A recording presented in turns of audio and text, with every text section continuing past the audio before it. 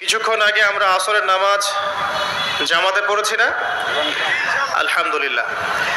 এই নামাজ আজকে প্রথম পড়লেন কারা কারা? হাত তোলেন। আল্লাহু আকবার।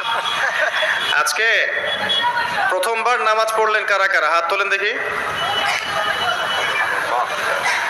আচ্ছা, সবাই নামাজি, মাশাআল্লাহ। আজকের মাহফিলের প্রথম নসিহত তো অনেক হবে ইনশাআল্লাহ, যতটুকু সময় আছে আমাদের হাতে এবং আল্লাহ পাক যা তৌফিক দিবেন। প্রথম নসিহত হচ্ছে 5 ওয়াক্ত নামাজ জামাতের সাথে পড়তে হবে ইনশাআল্লাহ। রাজি আছেন? আল্লাহ পাক কবুল করুন, আমিন। একটা হাদিস বলি, তাহলে নামাজের গুরুত্ব আপনার মাথায় চলে আসবে ইনশাআল্লাহ। বলবো? হাদিসটা কঠিন। রাসূলুল্লাহ সাল্লাল্লাহু আলাইহি ওয়াসাল্লাম বলেছেন, যখন নবীর নাম উচ্চারিত হবে তখন বলবেন কি? সাল্লাল্লাহু আলাইহি ওয়াসাল্লাম। নবী সাল্লাল্লাহু আলাইহি ওয়াসাল্লাম বলেছেন, মান তারাকা সালাতান মুতাআম্মিদান ফাকাদ কাফারা। মান মানে যে কেউ, তারাকা মানে ছেড়ে দিল, ত্যাগ করলো, সালাতান মানে নামাজ, মুতাআম্মিদান মানে ইচ্ছাকৃতভাবে, ফাকাদ কাফারা সে ব্যক্তি কুফরি করলো। এই হাদিসটাকে আগে শুনেছেন? আলেম ওলামারা জানেন, কিন্তু আপনারা কি জানেন? মান তারাকা সালাতান মুতাআম্মিদান ফাকাদ কাফার। যে ব্যক্তি ইচ্ছাকৃতভাবে, বিনা ওজরে, কোনো ওজর নাই, ইচ্ছাকৃতভাবে নামাজ ছেড়ে দিল, ত্যাগ করলো, সে ব্যক্তি কুফরি করলো। এখন আপনি বলেন, কুফরি যে ব্যক্তি করে সে কি হয়? যদি আমরা ধরেও নেই সে মন থেকে নামাজ অস্বীকার করে না, অলসতা বশত পড়ে নাই, তারপরেও তো কাজটা ফাঁসেকি, তাই নয় কি? আচ্ছা, তো আজকের প্রথম নসিহত হচ্ছে 5 ওয়াক্ত নামাজ মৃত্যুর আগ পর্যন্ত কেউ ছাড়বেন না। আমার সাথে ওয়াদা করেন যে ইনশাআল্লাহ আগামী যতদিন বেঁচে থাকবো 5 ওয়াক্ত নামাজ জামাতে পড়ার চেষ্টা করব, যদি জামাত না পাই একা পড়ার চেষ্টা করব ইনশাআল্লাহ। আল্লাহ পাক তৌফিক দান করুন, আমিন। আজকে যদি এই কথাটাই শুধু বাসায় নিয়ে যেতে পারেন, 5 ওয়াক্ত নামাজ আর জীবনে ছাড়বো না, আমাদের আজকের মাহফিল সফল। আর আজকে যদি অনেক কথাবার্তা হয় ওয়ার্ল্ড অ্যাফেয়ার্স নিয়ে, ইকোনমিক্স নিয়ে, শেষ জামানা নিয়ে, ঠিক আছে, আমাদের সমকালীন ফিতনাগুলো নিয়ে, কিন্তু দিন শেষে বাড়িতে যদি কিছু না নিয়ে যেতে পারেন তাহলে আলোচনায় এসে কোনো লাভ নাই। এই ছবি তোলাতুলি, ভিডিও করা, হ্যাঁ, স্লোগান দেয়া, আইওয়াস শোডাউন করার মধ্যে কোনো ফায়দা নাই। ফায়দা কিসে? কদ আফলাহা মান যাক্কাহা। আল্লাহ পাক সূরা শামসের মধ্যে বলছেন, কদ আফলাহা, সে ব্যক্তি সফল হয়ে গেল। সে ব্যক্তি সফল হয়ে গেল মানে সে জান্নাতে চলে যাবে ইনশাআল্লাহ। কে? মান যাক্কাহা, যে ব্যক্তি তার নফসটাকে, তার এই যে কলব, এটাকে পরিশুদ্ধ করতে পেরেছে, সে ব্যক্তি সফল হয়ে গেল। ওয়াকাদ খাবা মান দাসাহা, আর যে ব্যক্তি তার নফসটাকে পরিশুদ্ধ করতে পারলো না, সে ব্যক্তি ধ্বংস হয়ে গেল। নফস কিভাবে পরিশুদ্ধ হবে এটা আমাদের আজকের আলোচনার টপিক। তার আগে আমরা বলি, 5 ওয়াক্ত নামাজ ছাড়া নফস কখনো পরিশুদ্ধ হবে না।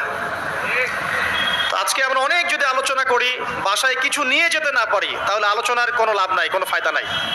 মানুষকে দেখানো, তাকবীর দেয়া, এই যে আমাকে প্রোটোকল দিয়ে নিয়ে আসলেন, ঠিক আছে, ভালোবাসা ভালোবাসার জায়গায়, কিন্তু দিন শেষে যদি আমরা আল্লাহর সামনে আত্মসমর্পণ করতে ব্যর্থ হই, তাহলে এই মাহফিলগুলোর বরকত নষ্ট হয়ে যাবে।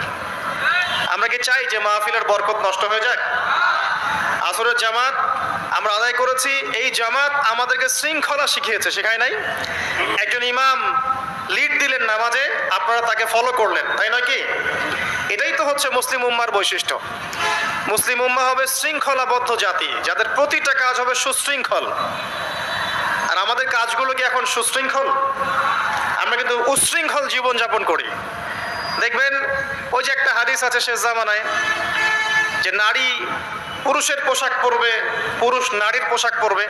এই যে উশৃঙ্খলতা, দেখেন না এখন শেষ জামানায় আপনি দেখবেন এমন এক শ্রেণীর মেয়ে বের হয়েছে বাজারে, রাস্তাঘাটে, সমাজে, যারা কাপড় পরবে কিন্তু কাপড় পরেও নগ্ন থাকবে।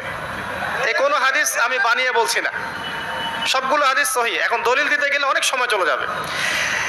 তো উশৃঙ্খলতার যুগ, কাপড় পরে থাকাটা তাকওয়ার পোশাক, শালীনতা। আর এখনকার যুগটা চলছে কাপড় খোলার যুগ। কথা ঠিক না ঠিক বলেন? এখন মানুষ কাপড় খুলতে পারলে বেশি কমফোর্ট ফিল করে। আপনারা জানেন না এই মহাবিশ্বে আমাদের পিতা এবং মাতা আদম এবং হাওয়া আলাইহিমুস সালাম তাদেরকে সর্বপ্রথম কে নগ্ন করে দিয়েছিল জানেন?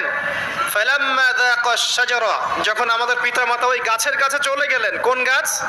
যেটা আল্লাহ পাক বলেছিলেন ফালা তাকরাবা হাদিহি শাজারা, ওই গাছের কাছে যখন তারা চলে গেলেন, তার ফল খেয়ে ফেললেন, বাদাত লাহুমা সাওআতিহিমা, তাদের এই যে পোশাকটা, এই পোশাকটা খুলে পড়ে গিয়েছিল এবং লজ্জাস্থান উন্মুক্ত হয়ে গিয়েছিল।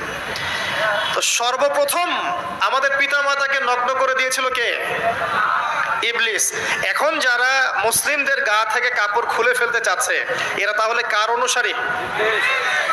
দলিল কি পেয়েছেন? বানিয়ে বলি নাই, সূরা আরাফ পড়েন, পেয়ে যাবেন ইনশাআল্লাহ। কোন সূরা?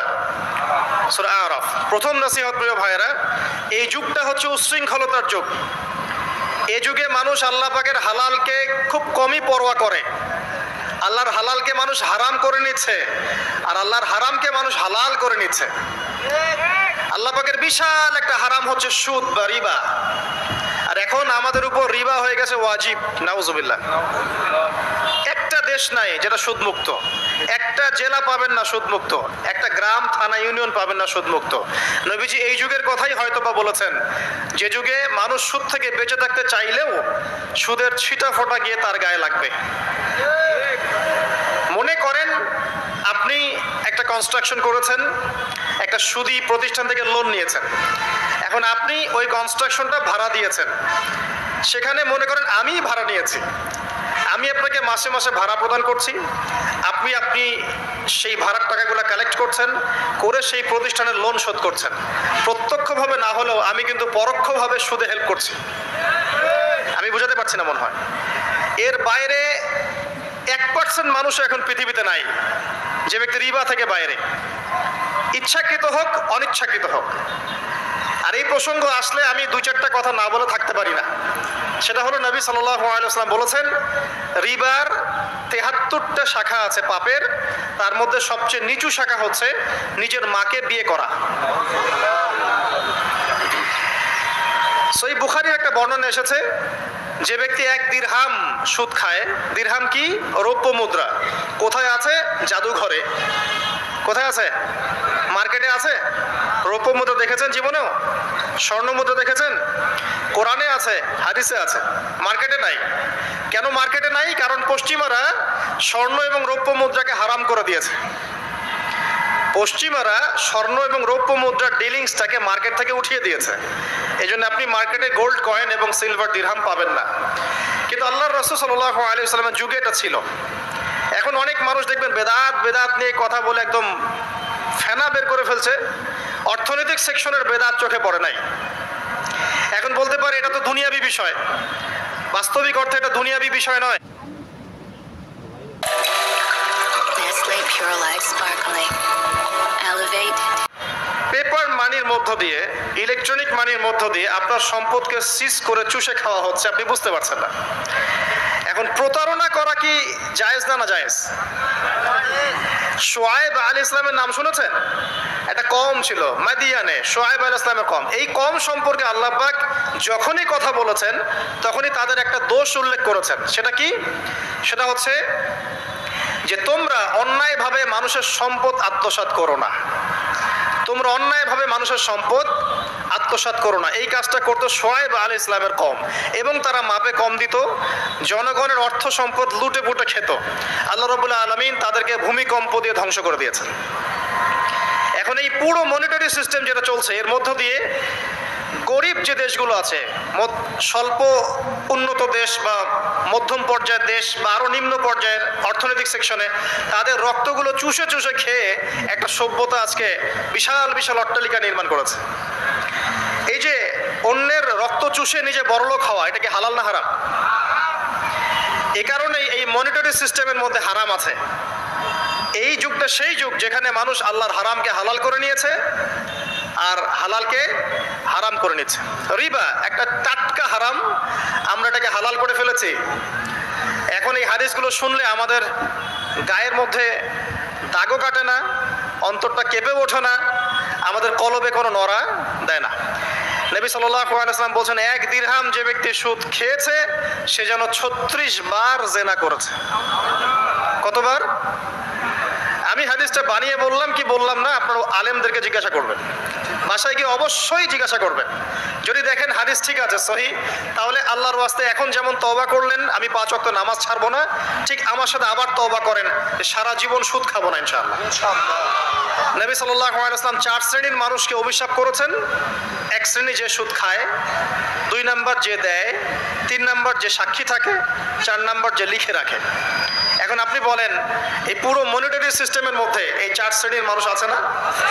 কোনো না কোনোভাবে আমরা এর সাথে সম্পৃক্ত নই কি?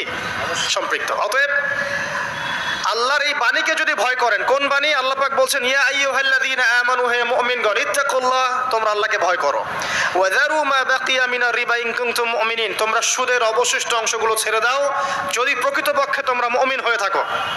ওয়া ইল্লাম তাফআলু, তোমরা যদি সুদ না ছাড়ো, আল্লাহর হুঁশিয়ারি শোনেন, যদি তোমরা সুদ না ছাড়ো, ফাযানু বিহারবিন মিনাল্লাহি ওয়া রাসূলিহি, তাহলে আল্লাহ এবং তার রাসূলের সাথে যুদ্ধের ঘোষণা শুনে রাখো।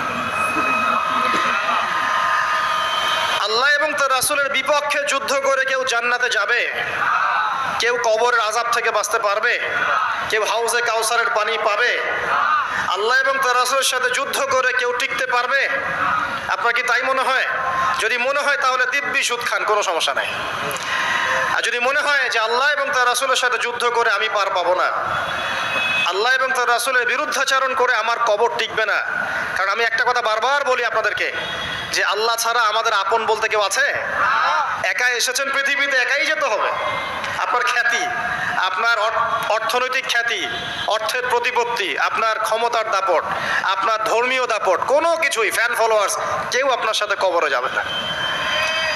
মনে করেন আমি আসছি, আপনারা সবাই স্লোগান দিচ্ছেন, কথার কথা, আপনারা আমাকে ভালোবাসেন, বা একজন পলিটিশিয়ান আসছে, আপনারা সবাই স্লোগান দিচ্ছেন, ভালোবাসেন তাকে। দিন শেষে ওই পলিটিশিয়ান একাই কবরে যাবে, দিন শেষে আপনিও একাই কবরে যাবেন, আমিও একাই কবরে যাব। আলটিমেটলি কি হলো? দুনিয়া এবং আখেরাতে আল্লাহ ছাড়া প্রকৃত বন্ধু আমাদের কেউ নাই, প্রকৃত মওলা কেউ নাই। সেই আল্লাহ এবং তার রাসূলের বিরুদ্ধাচরণ করে কেউ তার সাথে যুদ্ধ করে কবরে পার পাবে, এমনটা ভাবা বোকামি নয় কি?